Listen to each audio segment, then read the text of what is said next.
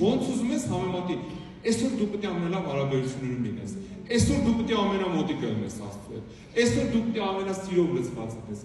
այսօր աղը, այսօր դու պետք է արթուն լինես, որ այդ ամեն ինչը լինի քո կյանքում։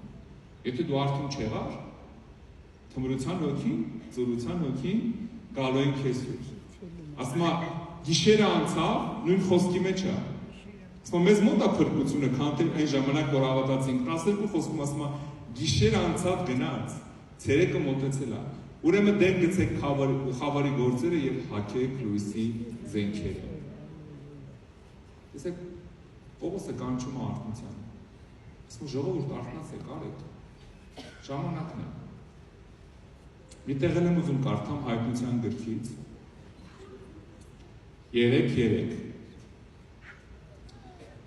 Հիշի, թե ինչպես ընդունեցիր եւ լսեցիր, եւ պահի եւ ապաշխարի։ Ապա եթե չարթնանաս,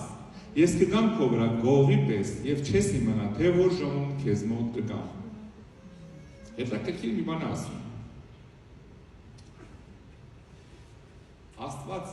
տանում է այն սկիզբը, ասում է հիշի ոնց ընդունեցիր ու հավատացիր։ Մենք հիշում ես մենք իրար հետ ոնց էինք արթնացել։